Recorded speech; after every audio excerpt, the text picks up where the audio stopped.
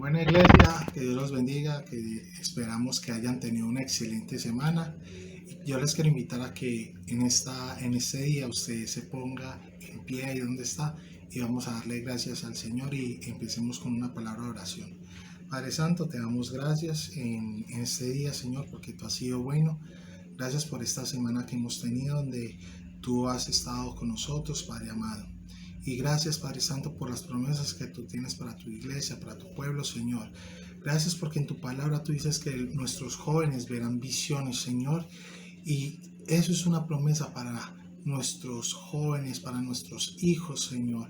Que tú los usarás para tu servicio, Señor. Algunos serán adoradores, otros pastores, Señor. Otros serán evangelistas, Padre Santo, predicadores, maestros. Y Padre Santo, queremos poner a la juventud de nuestra iglesia, a la niñez de nuestra iglesia, Señor, delante de ti en este día. Te queremos alabar y te queremos glorificar, Señor. Sé tú haciendo proezas, Padre amado, en Cristo Jesús. Bueno, vamos a decirle al Señor, agradecido estamos contigo. Vamos a darle ese fuerte aplauso.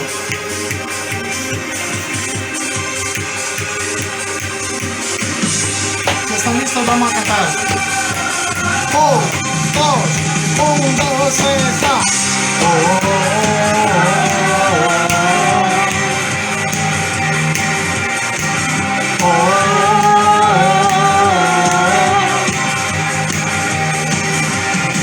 Has perdonado, Me rescataste, me diste vida, me levantaste con tu poder, me transformaste al viento. me has hecho libre.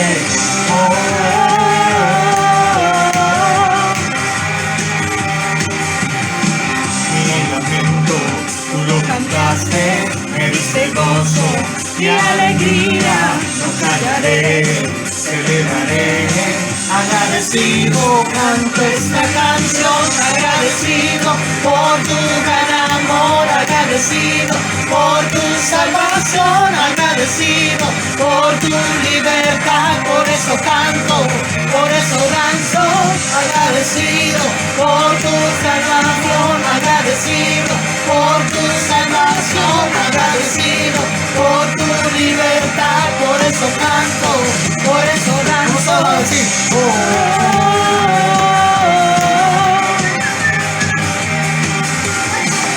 Mi lamento, tú lo quitaste, me diste gozo y alegría, no callaré, celebraré.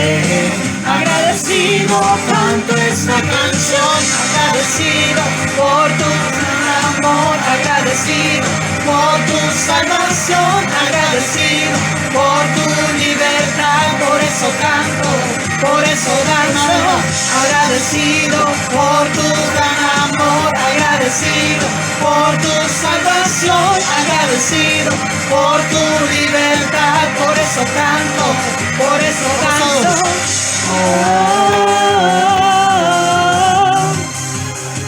una vez más.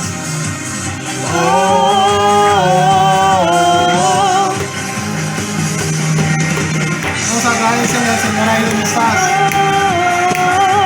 Y todo lo que respire alabe al Señor. Y digamos una vez más. Vamos a decirle agradecido.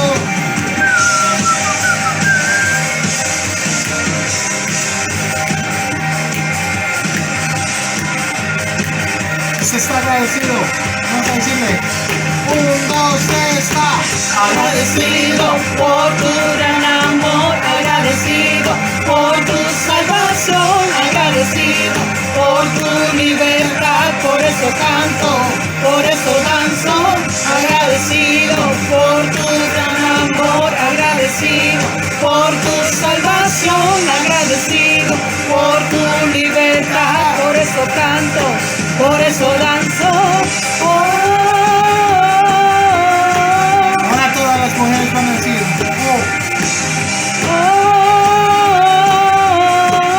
Ahora todos. Listo, Padre, te queremos dar gracias y queremos decirte que tú eres nuestro papito lindo, nuestro Abba Padre.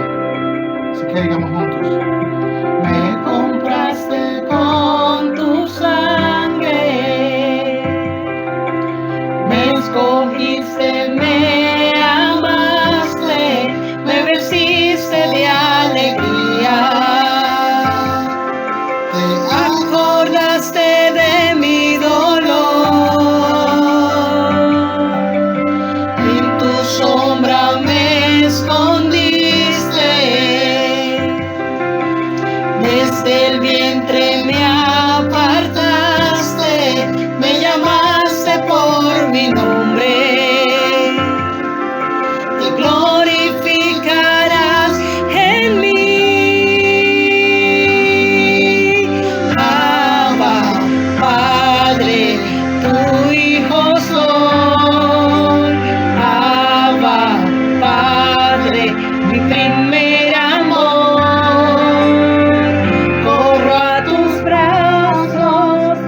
pertenezco a ti.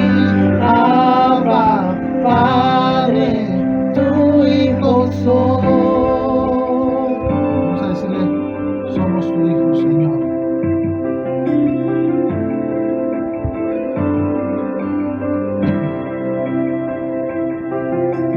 En tu sombra me escondiste, desde el vientre me apartaste, me llamaste por mi nombre, te glorificarás en mí. Abba, Padre, tu hijo soy. Abba, Padre, mi primer amor.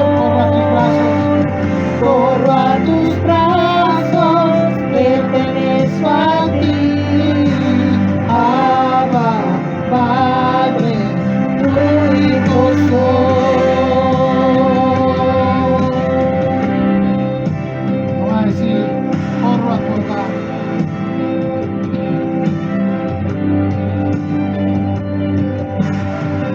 Vuelvo a mi hogar, donde soy libre, donde me aman, tú eres mi herencia.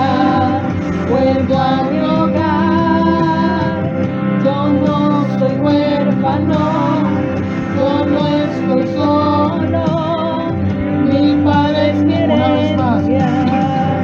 Vuelvo a mi hogar, donde estoy libre, donde me aman, tú eres mi herencia. Vuelvo a mi hogar, yo no soy huérfano, yo no estoy solo, mi padre es mi herencia. Tú eres nuestra herencia, Padre Santo. Tú eres nuestro Rey, nuestro Redentor. Y por eso queremos decirte, Abba, Abba, Padre, tu hijo soy. Abba, Padre, mi primer amor. Corro a tus brazos, pertenezco a ti. Abba, una vez más. tu hijo soy. Abba. Abba, Padre, tu hijo soy. Abba, Padre, mi primer amor. Corro a tus brazos, pertenezco a ti. Abba, Padre, tu hijo soy. Gracias, Padre Santo, por ser nuestro Padre. Y queríamos terminar este tiempo especial, Señor, diciéndote que tú eres nuestro Padre. Te queremos alabar y bendecir, Señor. Sigue tomando la vida de las personas que están viendo este servicio, que están en sus hogares con sus familias viendo este servicio, adorándote a ti, Señor. Tómales, Padre Santo, y que tu poder y tu gloria se muevan en medio de ellos. Te damos la gloria en Cristo Jesús. Amén. Que Dios les bendiga.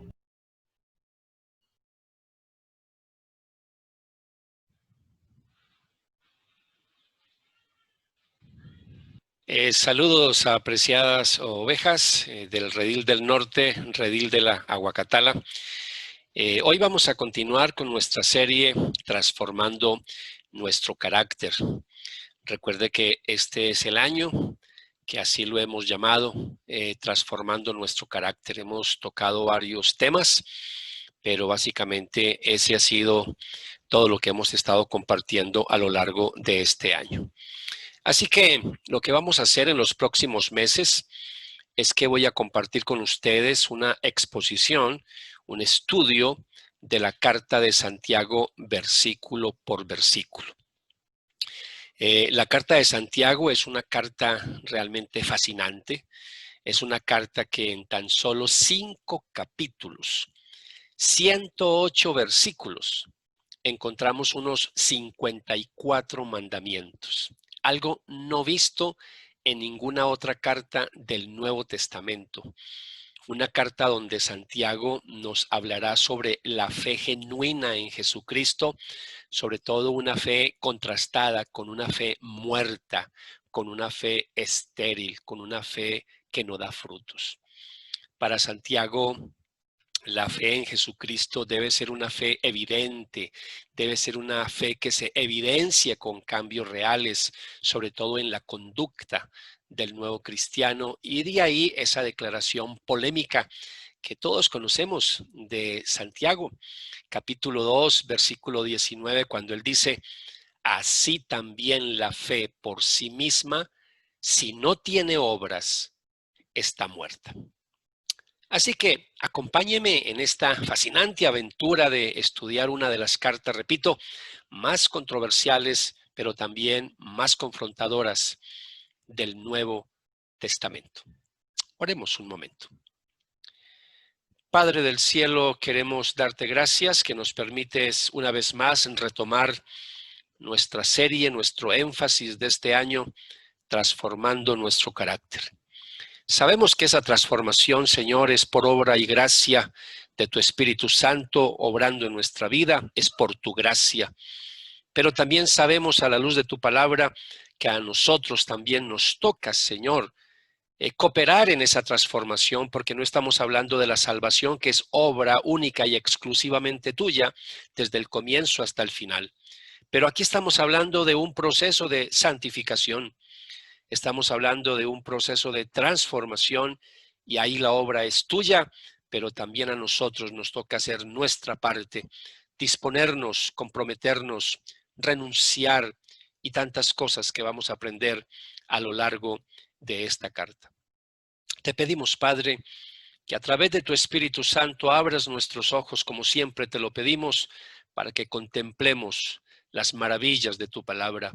Permite que cada versículo que vamos a estudiar de esta preciosa carta de Santiago sea, Señor, un estudio no solamente revelador para nosotros, sino confrontador, que se cumpla tu palabra, Señor, que es útil para enseñar, pero también para corregir, para redarguir, reprender si es el caso, a fin de que nosotros podamos crecer a una estatura, a una madurez, como tú esperas de cada uno de nosotros, que estemos enteramente preparados, completamente preparados, maduros para toda obra de bien, Señor.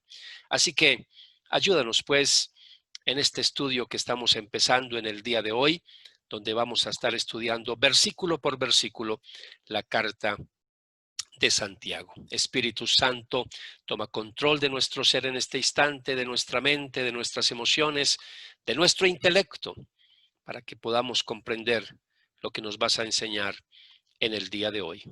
Te lo pedimos, Padre, en el nombre de Jesús. Amén. Y amén. Bien, amados, así que las predicaciones que compartiré durante los próximos meses están basadas en los apuntes de mi segundo libro de la serie, Pongamos los puntos sobre las íes. Un libro que estoy terminando, espero terminarlo dentro de poco. Así que en mi primer libro yo les invité de esta serie, Pongamos los puntos sobre las íes, yo los invité a conocer las doctrinas de la gracia. Hablamos sobre cómo Dios es el autor de la salvación desde el principio hasta el fin y terminé el libro invitándoles a vivir una vida santa. Si miramos con detenimiento la carta de Santiago, vemos que él tiene una preocupación por los creyentes que no viven una vida consecuente con su fe en Jesucristo. Muchos creyentes están viviendo vidas no basadas en los principios y mandamientos de la palabra de Dios, sino en los valores de este mundo. Con tristeza lo digo, pero eso ha sido a lo largo de toda la historia y en estos últimos tiempos con mayor razón. Sus vidas no se diferencian mucho de los no creyentes. Es por eso que Santiago emplea en su carta un lenguaje fuerte, porque eso es lo que está pasando en esa época. Encontramos advertencias en la carta de Santiago, encontramos también denuncias. Es una exhortación a los creyentes a vivir sus creencias. Pero quiero dejar claro que esta es una exhortación no para condenar, eso no es lo que hace Santiago, no es para condenar, sino que es una exhortación para corregir, para restaurar, de ahí la forma en que Santiago termina su carta. Si nosotros miramos el capítulo 5, versículo 19 y versículo 20, Santiago termina su carta de esta manera y dice: hermanos míos, si alguno de ustedes se extravía de la verdad y otro lo hace volver a ella, recuerde que quien hace volver a un pecador de su extravío, lo salvará de la muerte y cubrirá muchísimos pecados. Así que podríamos decir entonces que la carta de Santiago fue escrita con el propósito de corregir un error de práctica, es decir, ortopraxis, pero también corregir un error teológico, ortodoxia, y ambos errores podríamos resumirlos en una sola frase: una fe inconsecuente. Así que el llamado de Santiago es a vivir una vida cristiana totalmente coherente con lo que se cree. Como ya mencionamos, uno de sus textos claves es: así también la fe por sí sola, si no tiene obras, está muerta. Esta fue la preocupación de Santiago. Muchos creyentes de su época enfatizaban la justificación por la fe en Jesucristo, pero entendieron mal los postulados del apóstol Pablo, ya que no querían vivir una vida santa, consagrada y apartada para Dios, que se evidenciara a través de una vida transformada, que no se contaminara con los valores del mundo. Esta también fue la preocupación de los puritanos, que vieron en su época como muchos creyentes enfatizaban las doctrinas de la Reforma, pero seguían con las tradiciones de la Iglesia de Roma y con sus costumbres mundanas. Y sigue siendo la preocupación en el día de hoy, donde vemos muchos cristianos celosos de sus doctrinas reformadas, pero poco interesados en vivir vidas santas. Grandes defensores y predicadores de la gracia, pero poco interesados en vivir esa gracia.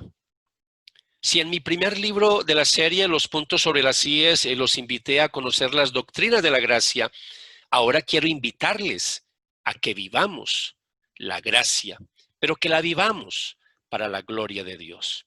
Así que leamos el primer versículo del capítulo de Santiago. Yo, Santiago, esclavo de Dios y del Señor Jesucristo, escribo esta carta a las 12 tribus. Los creyentes judíos que están dispersos por el mundo reciban mis saludos.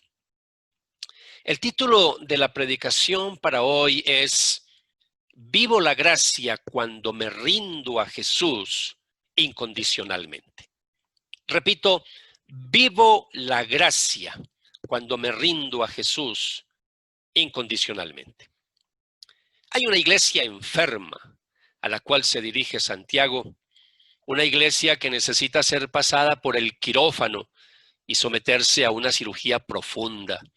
Y como toda cirugía, necesita de un proceso de saturación al estilo PDS.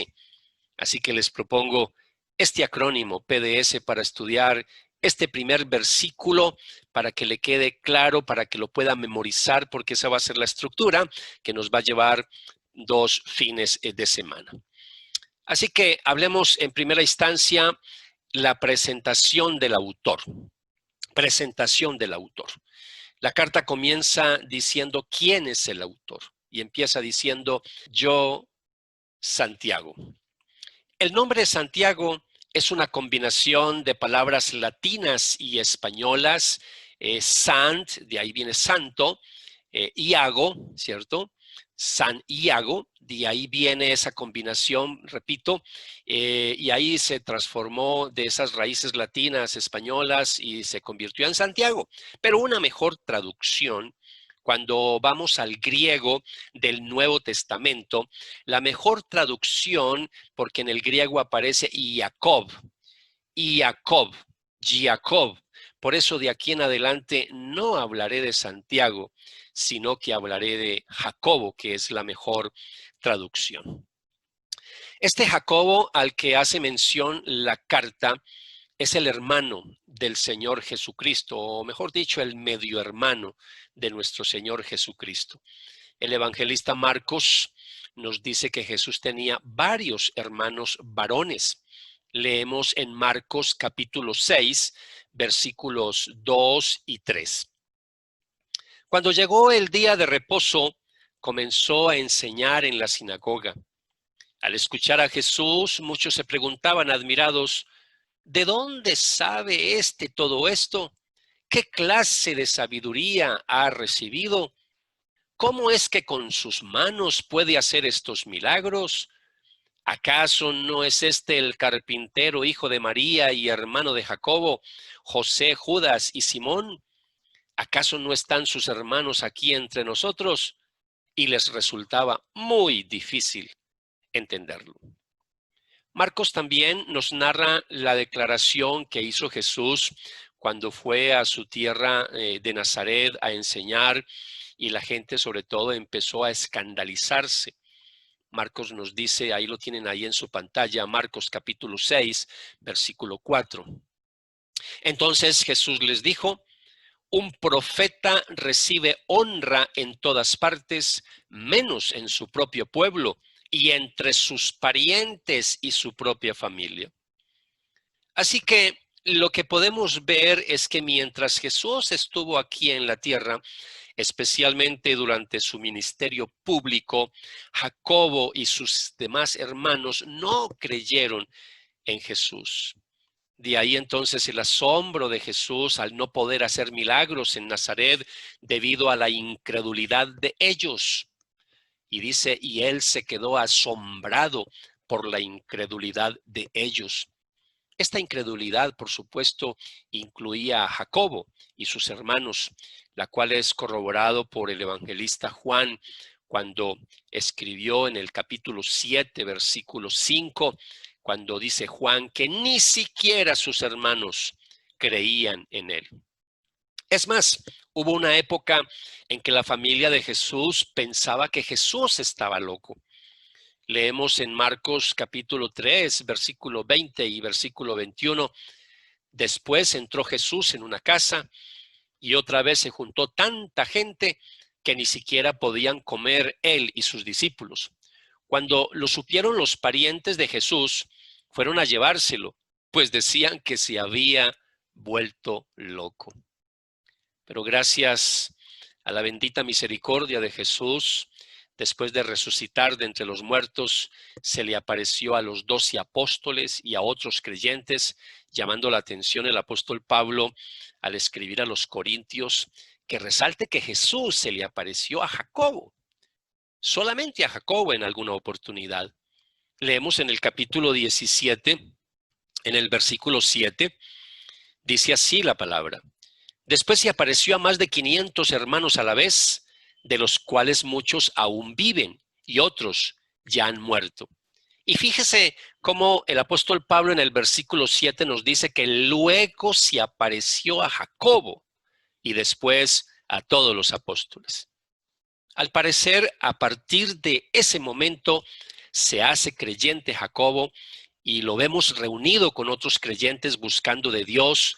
Por eso el evangelista Lucas escribe en el libro de los Hechos, en el capítulo 1, en el versículo 14, dice que todos se reunían y estaban constantemente unidos en oración junto con María, la madre de Jesús, varias mujeres más y los hermanos de Jesús. Y también lo vemos acompañando a los apóstoles en Jerusalén al comienzo de la iglesia. Luego de que Jesús fuera ascendido a los cielos, lo vemos también más adelante a un Jacobo, sobre todo, ganando mucho liderazgo entre los creyentes. Aún el mismo apóstol Pedro le reconoce dicho liderazgo cuando al salir milagrosamente de la cárcel, recuerdan ustedes cuando llega, como lo narra el libro de los Hechos, cuando llega a la casa de María, la madre de Juan, apodado Marcos, y les dice un pasaje que lo van a encontrar en Hechos capítulo 12, Hechos capítulo 12, y dice la palabra: y haciéndoles señal con la mano para que guardaran silencio, les contó cómo el Señor lo había sacado de la cárcel y les dijo: informen de estas cosas a Jacobo y a los hermanos. Entonces salió y se fue a otro lugar. Su liderazgo fue muy notorio, fue tan relevante que llegó a convertirse en la máxima autoridad de la iglesia de Jerusalén, llegando a presidir ese famoso primer concilio de Jerusalén, que no tenemos tiempo para compartirlo en el día de hoy. Hechos capítulo 15, que se lo puede leer más tarde esta semana. Hechos capítulo 15, versículos 1 al 21. Y se ganó el respeto de los demás apóstoles, incluyendo al apóstol Pablo, que también al escribir a los Gálatas lo reconoce como una columna de la iglesia. Leemos en Gálatas capítulo 2, versículo 9. Al reconocer la gracia que se me había dado, Jacobo, Pedro y Juan, que eran considerados como columnas, nos dieron a mí y a Bernabé la diestra de compañerismo para que nosotros fuéramos a los gentiles y ellos a los de la circuncisión. Y ahora vemos cómo Jacobo entonces comienza su carta haciendo una autodefinición. Y por eso entonces, para que miremos el versículo que estamos mirando, apenas la introducción, apenas estamos empezando este estudio fascinante de la carta de Jacobo, conocida como Santiago. Nos dice el versículo 1, después de decir yo Santiago, yo Jacobo, dice esclavo de Dios y del Señor Jesucristo. Resulta maravilloso ver el contraste entonces de un Jacobo incrédulo mientras Jesús estuvo en la tierra y ahora de un Jacobo creyente después de haber visto a Jesucristo resucitado. Jacobo no empieza la carta identificándose como el hermano de Jesús, que bien pudiera haberlo hecho, claro, y de hecho se sentía orgulloso de eso, pero en cambio él decide mostrar su filiación con Jesús no como hermano, sino como siervo de Jesús, como siervo de Jesús. Una autodefinición que muestra mucha humildad, mucha humildad. Es más, el término que usa Jacobo aquí no es tanto el siervo como nosotros lo conocemos. El término que aparece aquí en griego es doulos, doulos. Un término usado ampliamente en la época bíblica para hablar de esclavos, siendo usado por los romanos con varias categorías, que es importante mirar un poquito el contexto. Lo que estamos haciendo, amados, en el día de hoy es ampliando un poquito el contexto histórico, cultural, religioso, para poder profundizar un poco más adelante en la carta. Para referirse a criminales, así lo usa. Se usaba el término esclavos en la época bíblica, los romanos lo usaban así para referirse a criminales o personas consideradas enemigas del gobierno romano, obligadas a trabajar sobre todo en las minas o en el campo, ¿cierto? Para referirse también, así era usado el término para referirse a personas que trabajaban en la zona urbana, pero en servicios domésticos, donde aún personas se vendían para hacer esos oficios. Luego estaban las personas que servían en la casa del emperador, llegando a veces a obtener cierta posición de autoridad. Por eso otras versiones, en vez de decir siervo de Dios y del Señor Jesucristo, la palabra siervo que se usa en el Nuevo Testamento es el término diáconos. Diáconos, ese es el término para siervo, ¿cierto? Entonces el lector moderno, en el día de hoy, la gente que lee la palabra de Dios, pues no ve mucha diferencia entre los dos términos, ¿cierto? Diáconos y doulos, pero la diferencia es abismal en el Nuevo Testamento, es una diferencia gigante. Por decir algo, diccionarios bíblicos, cuando definen la palabra siervo, la definen como una persona empleada para prestar servicios para otra persona. Pero cuando van a definir la palabra esclavo, los diccionarios bíblicos hablan más que todo de una persona que es propiedad de otra, que es absolutamente sujeto a la voluntad de esa otra persona. Y ahí la diferencia es grandísima. Entonces aquí Jacobo está reconociendo que Jesús es su amo. Por eso me gusta mucho cómo traduce este versículo la Nueva Traducción Viviente, que dice: esclavo de Dios y del Señor Jesucristo. La próxima semana vamos a continuar con este estudio del primer versículo de la carta de Jacobo. Ahora quiero compartirles en esta segunda parte, quiero compartir algunas aplicaciones con ustedes, sobre todo aplicaciones de índole doctrinal, aplicaciones de índole devocional y también en torno al discipulado. Así que, en primer lugar, déjenme compartir con ustedes algunas aplicaciones de tipo doctrinal. Y para ello, le invito a que volvamos a mirar el versículo 1 de la carta de Jacobo. Jacobo, siervo de Dios y del Señor Jesucristo, a las 12 tribus que están esparcidas, salud. Jacobo no solo dice que es un esclavo, sino que dice de quién es esclavo. Él dice que es esclavo de Dios y del Señor Jesucristo. Para Jacobo era claro que ser esclavo de Dios implicaba también ser un esclavo de Jesucristo. Lo que Jacobo está haciendo, para que entendamos un poquito lo que él está haciendo, es que él está dando un estatus divino a Jesucristo. Lo que pasa es que nosotros, pues como ya la mayoría de nosotros, pues esto es claro, pues pasamos de largo el versículo, pero aquí hay una verdad muy importante. Lo que está haciendo aquí, repito, Jacobo es dándole a Jesús estatus divino. Y esto, lo más seguro, no fue nada fácil para Jacobo, quien era un judío monoteísta. Es decir, creía en un solo Dios. Entonces Jacobo aquí no está diciendo que es esclavo de dos dioses. No, él no está diciendo eso. Pero está afirmando que Jesucristo es Dios. Y esa es la paradoja. Está diciendo que él es esclavo de Dios, ¿cierto? Pero por otro lado le está dando estatus divino a Jesús. Lo pone al mismo nivel de Dios. Entonces recordemos que Jesucristo dijo en alguna oportunidad que no podemos servir a dos amos o a dos señores. Y ahora Jacobo está diciendo que es esclavo de Dios y es esclavo de Jesucristo. Mira lo que dice Mateo capítulo 6, versículo 24. Nadie puede servir a dos amos, pues odiará a uno y amará al otro. Será leal a uno y despreciará al otro. Pero la declaración de Jacobo es que tiene dos amos.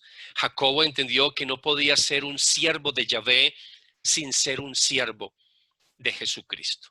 Y aquí hay algunos textos bíblicos que nos van a ayudar, como es el Evangelio de Juan, capítulo 5, versículo 23, cuando Juan dice: a fin de que todos honren al Hijo, así como honran al Padre.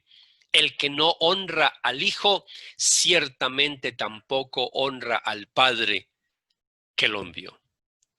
¿Se imaginan lo difícil que fue para Jacobo como judío llegar al convencimiento de que su hermano Jesús también era Dios? Pero Jacobo también coloca a Jesús al mismo nivel que Dios al usar títulos divinos para referirse a él. Lo llama Señor Jesucristo, Señor Jesucristo. Las dos palabras juntas, Señor y Jesucristo. Esas dos palabras, lo que es Señor y Cristo, llegaron a expresar la manera en que la iglesia primitiva llegó a confesar su fe en Jesús. De pronto, repito, para nosotros, pues esto es tan claro que de pronto no le vemos la trascendencia. Pero estamos, repito, hablando de un judío monoteísta. Solamente creía, por supuesto, en un único Dios. Y ahora nos está hablando y nos está diciendo que Jesús también es Dios Y esa fue la confesión de los primeros cristianos y sigue siendo la confesión de nosotros hasta el día de hoy. Hechos capítulo 2, versículo 36. Nos dice la Biblia cuando nos menciona la declaración del apóstol Pedro en el día de Pentecostés. Cuando él dice, sepa pues con certeza toda la casa de Israel que a este Jesús a quien ustedes crucificaron, Dios lo ha hecho Señor y Cristo. La palabra Señor aquí es Kyrios en griego. Es una palabra que se usó en el Antiguo Testamento en la versión de los 70, una versión del Antiguo Testamento en griego. Y esa palabra cuando aparecía en el Antiguo Testamento en la versión de los 70, la colocaban en lugar de la palabra Adón o Adonai, que en hebreo significa Señor o mi Señor. Entonces, cuando aparece en hebreo la palabra Adonai, que se usa con referencia a Dios en el Antiguo Testamento, lleva la idea de soberanía.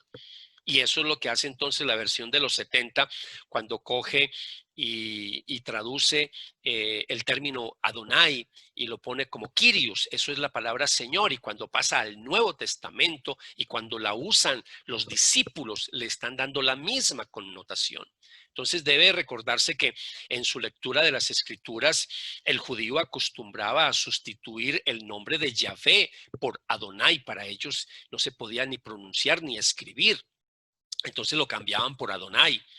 Entonces esta sustitución se hacía porque el judío consideraba el nombre de Yahvé como demasiado sagrado para ser pronunciado por labios humanos.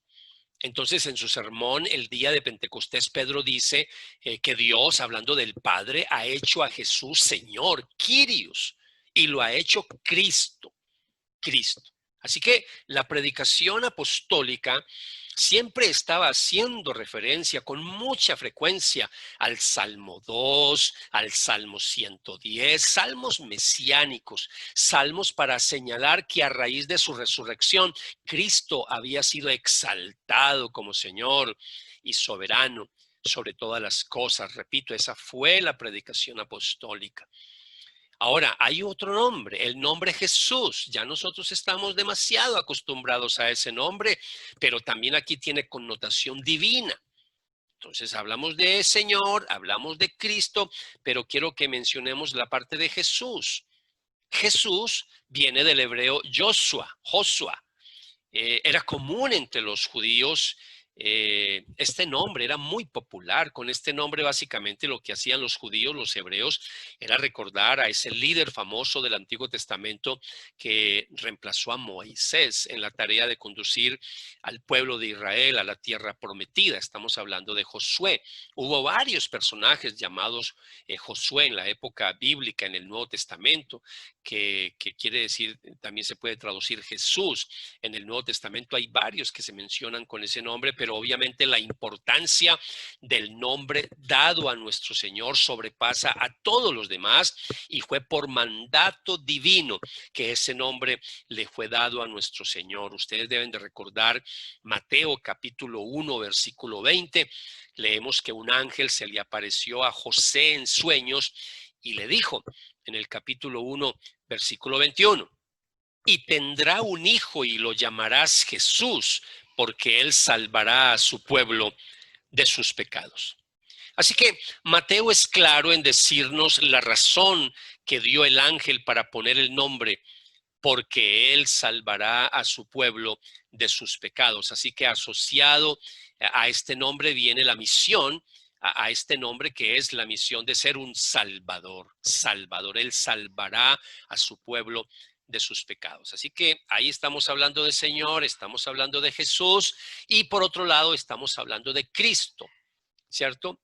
Cristo. El nombre Cristo es el equivalente al hebreo Mesías o Mesías, que para nosotros, cuando miramos la traducción en español, significa ungido.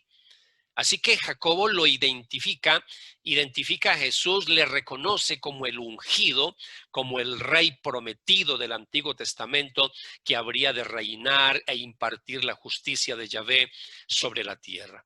Jacobo está viviendo la gracia rindiendo su vida a Jesús incondicionalmente. Y lo hace al declarar que era siervo, esclavo de Dios y del Señor Jesucristo. Él estaba declarando la deidad de Jesucristo, pero a la vez declarando su creencia en un solo Dios. Una paradoja total, porque pensaríamos, obviamente, por la lógica, que si él está hablando de Dios, está hablando de un estatus divino a Jesús como Dios, hablaríamos como mínimo de dos dioses. Por eso nosotros, los cristianos, hablamos de ese gran misterio de la Trinidad y confesamos que creemos en un solo Dios vivo y verdadero, pero manifestado en tres personas distintas: Padre, Hijo y Espíritu Santo. Entonces, su lealtad a Jesucristo, hablando de Jacobo, es la misma lealtad que le ha tenido por siempre a Dios. Para Jacobo, esta era una rendición teológica, una rendición de tipo intelectual que chocaba rotundamente con sus creencias judías, y esto es lo que la Biblia llama misterio. Pero el asunto para Jacobo no era solo creer una verdad teológica. De hecho, más tarde, en la carta que más adelante estaremos profundizando, más tarde Jacobo escribe en el capítulo 2, versículo 19. ¿Tú crees que hay un solo Dios? ¡Magnífico! También los demonios lo creen y tiemblan. Desde el comienzo mismo de la carta, Jacobo deja muy claro que abrazar una verdad teológica debe ir acompañada de una vida totalmente rendida a Jesucristo. A continuación, quiero compartir una segunda aplicación también de tipo doctrinal con ustedes, y pensando más en personas católicas que se han unido a nuestras comunidades cristianas. Y es la verdad teológica y doctrinal con respecto a los hermanos de Jesucristo. Recordemos que la Biblia habla de que Jesús tenía varios hermanos. En Marcos capítulo 6, versículo 3 leemos: ¿no es acaso el carpintero, el hijo de María y hermano de Jacobo, de José, de Judas y de Simón? ¿No están sus hermanas aquí con nosotros? A lo largo de la historia de la iglesia se han dado varias posiciones en torno a la identificación de estos hermanos de Jesús. Una primera posición sostiene y supone que estos hermanos eran primos de Jesús, hijos de una mujer llamada también María, hermana de María, la madre de Cristo. Y ahí empezamos ya mal, ¿no? Con esta teoría, que más que teoría es con esta invención. Ya empezamos mal. En una misma casa, dos hermanas llamadas con el mismo nombre. Hermana de María, la madre de Cristo. Esta es la posición de la Iglesia Católica Romana, también defendida por muchos teólogos de la Iglesia Episcopal y de la Iglesia de Inglaterra. Por supuesto, esta posición ha sido inventada para evitar una objeción insuperable a su doctrina de la virginidad perpetua de María, doctrina que sostiene que José y María no tuvieron hijos después del nacimiento de Jesús, que María siguió siendo virgen. Y no tengo tiempo para profundizar en los argumentos acomodados de los teólogos católicos para defender su posición, pero un argumento que la mayoría conocemos es que la Iglesia Católica dice que el término hermanos que aparece en Marcos capítulo 6, versículo 3, que ese término griego ahí, que es la palabra adelphos, que significa primos. Primos, por eso hablan de los primos de Jesús, no de los hermanos de Jesús. Pero este argumento es sumamente pobre, ya que en el griego existe una palabra para primo, que es anepsios. Es muy claro en el griego la distinción entre primos hermanos y hermanos. Son totalmente diferentes estos términos. Así que la Biblia es clara en mostrar que la concepción de Jesús fue un acto milagroso, fue una concepción por obra y gracia del Espíritu Santo, pero la Biblia en ningún momento habla de un nacimiento virginal, habla de una concepción virginal.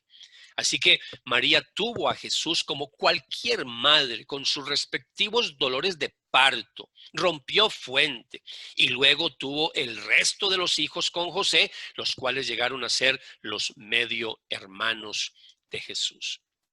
Una segunda posición es la posición de teólogos de la Iglesia griega ortodoxa que dicen que los hermanos de Jesús eran hijos de José por medio de una esposa anterior.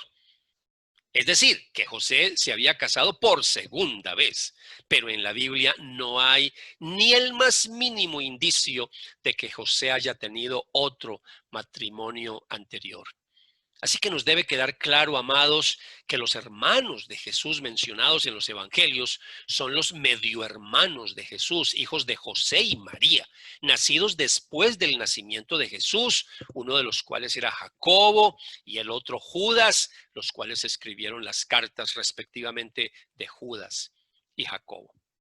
Otra aplicación que quiero compartir con ustedes en el día de hoy, ya no de tipo doctrinal, sino más de índole devocional. Quiero llamar la atención a la humildad de Jacobo al escribir su carta, al no identificarse como hermano de Jesucristo, ni siquiera como apóstol. Una humildad que lo llevó a identificarse como esclavo, renunciando a posiciones y a títulos. ¿Qué diferencia con los tantos líderes, muchos líderes del día de hoy que andan obsesionados por los títulos y los que el cúmulo de títulos académicos los han llenado de soberbia y de orgullo? Me encontré con una publicidad muy diciente que refleja la enfermedad de los que buscan títulos de apóstol, pero que muy bien se puede aplicar a líderes eclesiales que solo se llaman pastores y que también se puede aplicar a algunos líderes de nuestras iglesias locales que lo que están buscando es poder y reconocimiento en vez de servir con todo el corazón a nuestro Señor Jesucristo.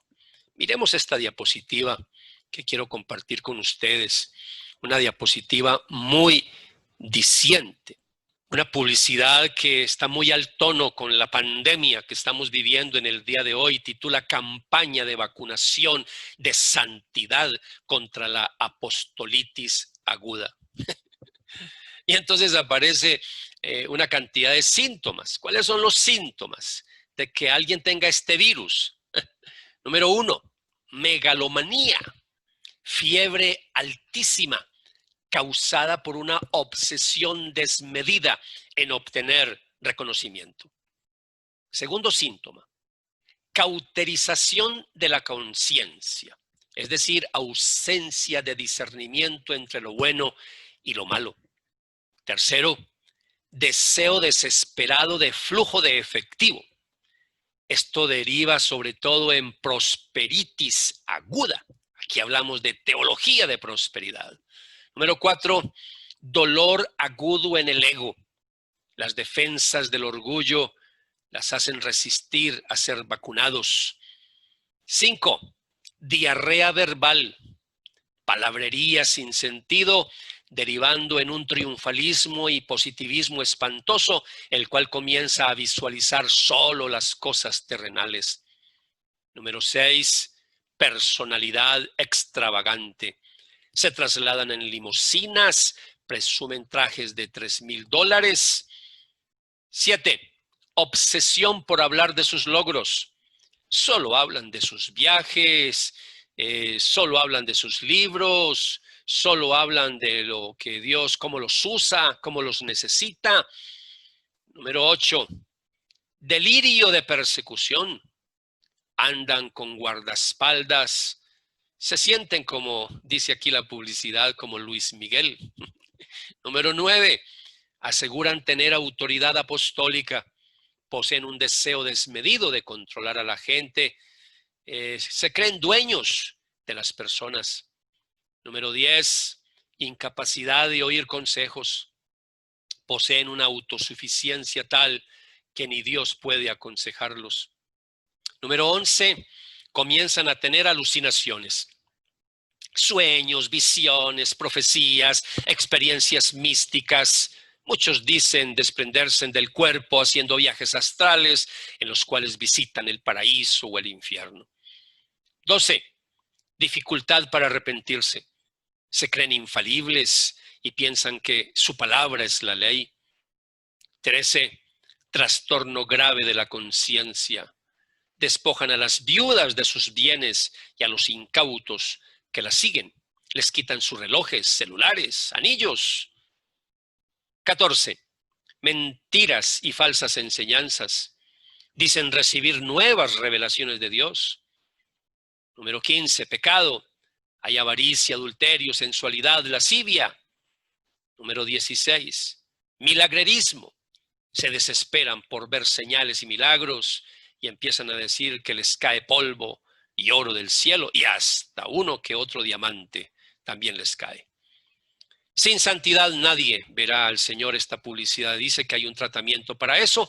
El tratamiento es buena dosis de arrepentimiento, conversión, justificación, santificación, confianza total en Cristo. El tratamiento a seguir exige mucho, pero es el único camino angosto que lleva a la vida. Algunas recomendaciones en este tratamiento: acudir rápidamente a la palabra de Dios para examinarse y recibir tratamiento adecuado para su salvación.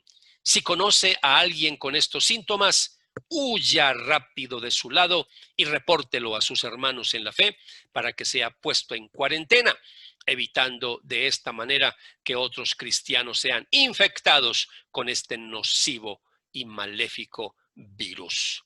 Timoteo, capítulo 6, versículos 3 al 5. Quiero terminar en el día de hoy recordando nuevamente cómo Jacobo se identifica como un esclavo de Jesucristo. Cuando miramos un poco el trasfondo del Antiguo Testamento al respecto de la esclavitud, cuando un esclavo completaba 6 años de esclavo era libre de irse de la casa, pero si había desarrollado una profunda relación con su amo y su familia y quería quedarse, ya no renovaba su contrato por otros 6 años, sino que su compromiso era para toda la vida. Él renunciaba a sus derechos de forma permanente por el amor que le tenía a su amo. Y cuando esto ocurría, se hacía una ceremonia en lo que la rendición incondicional se hacía de una manera pública, pero también muy dolorosa, donde se perforaba la oreja del esclavo, siendo un símbolo de rendición y obediencia total a su amo por toda la vida. Quiero hacerte una pregunta. ¿Cómo está tu entrega a nuestro Señor Jesucristo? ¿Le has entregado la vida a Jesucristo de manera incondicional? ¿O le has puesto condiciones para servirle? Muchos dicen en el día de hoy: Señor, yo te voy a servir cuando tal cosa. Señor, yo te voy a servir si pasa tal cosa. Señor, yo te serviría y me entregaría a tu servicio, pero... Y ahí están los peros. Así que este sería un buen momento para que tengamos un tiempo de oración. Así que acompáñeme, por favor, para que le oremos al Señor.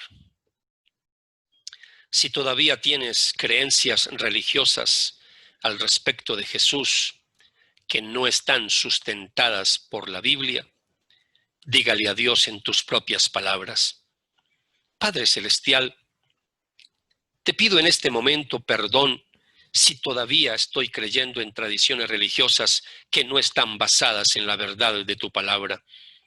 Me comprometo en el día de hoy a solo creer lo que la Biblia enseña. Gracias, Dios, por abrir mis ojos para salir de tantos errores doctrinales y teológicos con respecto a la persona de Jesucristo. Y con respecto al ejemplo que nos da Jacobo al presentarse como esclavo de Jesucristo, pídele perdón al Señor. Si todavía hay orgullo en tu vida, dile al Señor en tus propias palabras: Padre Celestial, te pido perdón en el nombre de Jesús, ya que muchas veces hago cosas en la iglesia o fuera de la iglesia para buscar mi propia vanagloria en vez de buscar tu propia gloria, Señor.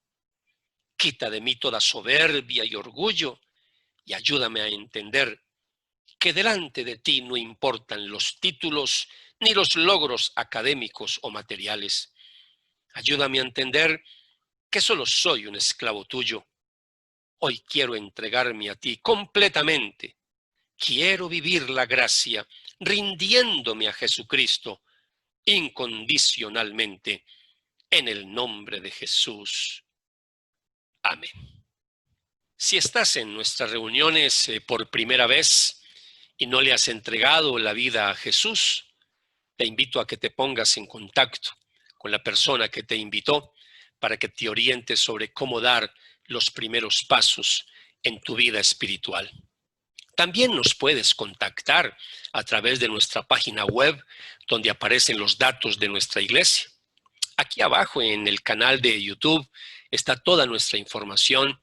Y no te olvides de suscribirte a nuestro canal y activar la campanita para que sepas cuando subimos videos nuevos. Un fuerte abrazo para todos. Dios les continúe bendiciendo. Dios les bendiga. Chao, chao.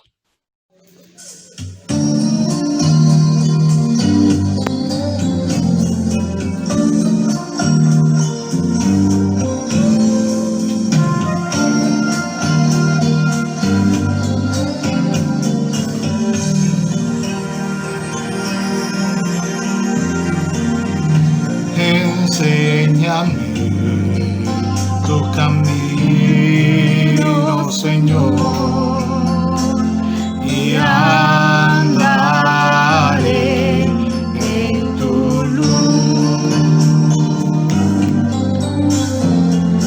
Dame un corazón entregado a ti para honrarte, oh Dios. Purifícame, límpiame, Señor, y líbrame de lo que impida el fluir. Purifícame, límpiame, Señor, y líbrame de lo que impida el fluir de tu amor.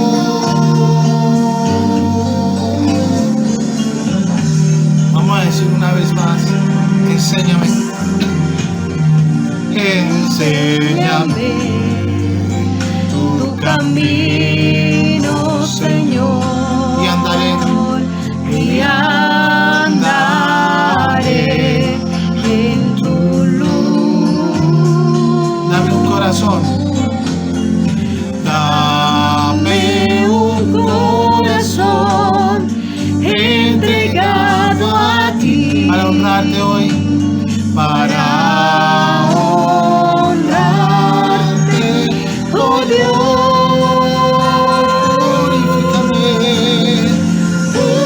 Purifícame, límpiame, Señor, y líbrame de lo que impida el fluir. Purifícame, límpiame, Señor,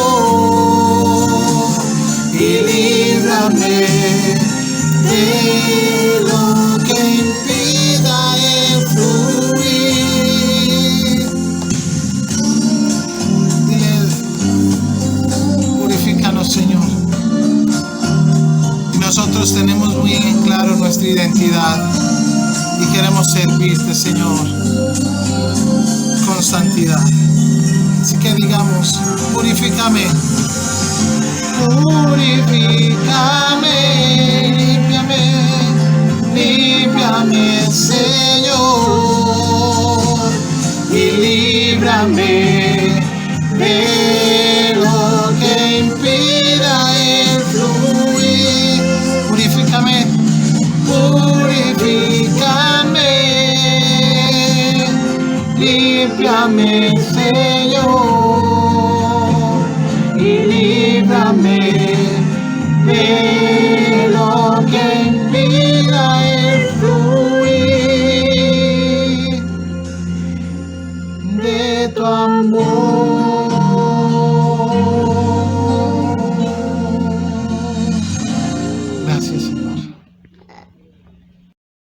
noches, amada iglesia. Bienvenidos de nuevo a este tiempo de fin de semana, a este tiempo que podemos compartir de nuevo de manera virtual, pero también convencidos de que el Señor sigue con nosotros. En esta noche queremos darle gracias por cada uno de sus aportes que siguen haciendo para la iglesia a través de diezmos, ofrendas, también a través de la canasta del amor. Recuerde que muchas familias siguen siendo bendecidas a través de sus aportes. Quiero compartirle lo que dice en la palabra del Señor. Dice en Proverbios capítulo 3, el versículo 9. Dice: honra al Señor con tus riquezas y con lo mejor de todo lo que produces. Estamos en tiempos difíciles, no es un misterio, pero ahora más que nunca, en fe, debemos seguir viviendo en los principios que por muchos años hemos creído a través de la palabra, a través de lo que Jesús ha hecho en nuestros corazones. Estamos en un tiempo ideal para seguir andando sobre estos principios, de seguirle dando lo mejor a Dios, de todo lo que estamos produciendo a través de la fuerza laboral que Él nos está permitiendo tener. Vamos a orar en esta noche para que el Señor lo siga bendiciendo a usted, nos siga bendiciendo como iglesia y nos ayude a seguir saliendo adelante a todos juntos como lo que somos, una familia espiritual. Padre, te damos gracias en esta noche.